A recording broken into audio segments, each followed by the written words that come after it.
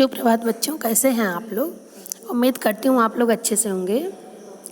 बच्चों, आज हम हिंदी पाठ्य पुस्तक क्षितिज में काव्य खंड में पाठ 10 वाक नामक पाठ के भावार्थ को समझेंगे। ठीक है, तो पहले वाक का भावार्थ हमने आपको समझाया था और आज आइए देखते हैं दूसरा वाक क्या है, इसके भावार्थ को समझते हैं। खा खा कर कुछ पाएगा नहीं, ना खाकर बनेगा अहंकारी, शम खा तभी होगा समभावी, खुलेगी साकल बंद द्वार की। ठीक है, तो आइए बच्चों हम पहले इसके शब्दार्थ को देखते हैं। अहंकारी, अहंकारी का मतलब क्या होगा? घमंडी। और शम का मतलब होगा नियंत्रण या बराबर। ठीक है, समभावी मतलब होगा समानता का भाव, और शाकल मतलब होगा कुंडी या बंधन। ठीक है बच्चों, इसमें आपको प्रसंग लिखना है। मैंने आपको पहले वाक के पहले भी बताया था प्रसंग, और फिर बता रहे हैं कि इस प्रस्तुत वाक में मनुष्य को समभावी बनने के लिए प्रेरित किया गया है। ठीक है, अब आइए इसके भाव को समझते हैं। खा खा कर कुछ पाएगा नहीं।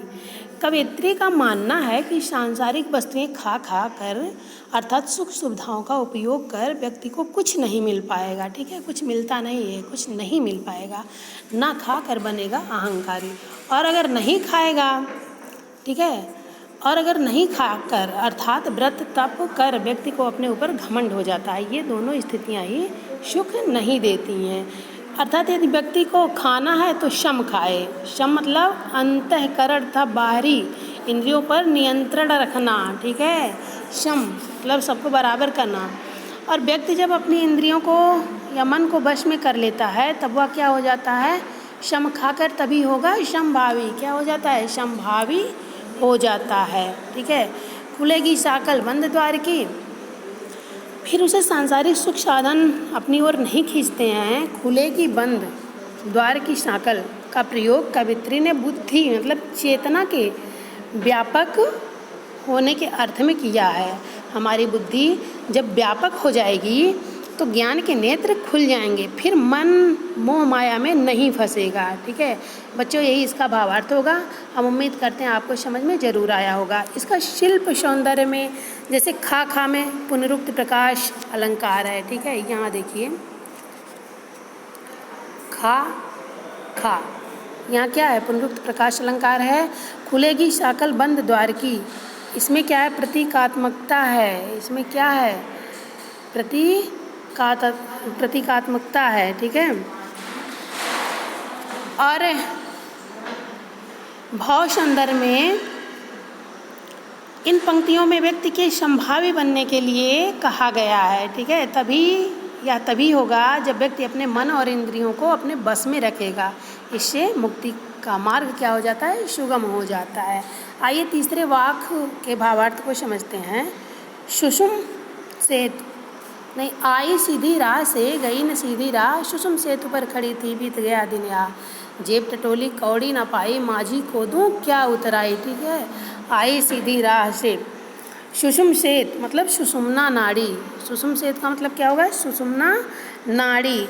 ईड़ा एवं पिंगला को जोड़ने वाली नाड़ी जो होती है वो सुषुम्ना नाड़ी होती है। और कौड़ी, कौड़ी का तात्पर्य होगा बच्चों मूल्य या दाम। ठीक है, दाम या मूल्य जिसे कहते हैं, कौड़ी को कहते हैं। और माझी मतलब होता है नाविक, जो नाव चलाने वाला होता है। मतलब यहाँ ईश्वर को कहा गया है इस वाक्य के माध्यम से। ठीक है, उतराई मतलब नाविक को दिया जाने वाला शुल्क जो होता है उसे क्या कहते हैं? उतराई कहते हैं। तो बच्चों आइए इसके अब हम भावार्थ को समझते हैं। प्रसंग तो मैंने आपको जैसे पहले ही बताया है। ठीक है, लेकिन फिर बता दे रहे हैं कि इस प्रस्तुत वाक्य में कवित्री ने परमात्मा प्राप्ति के लिए हठ योग की व्यर्थता को स्पष्ट किया है। ठीक है, अब आइए हम इसके भावार्थ को देखते हैं कि आई सीधी राह से गई न सीधी राह।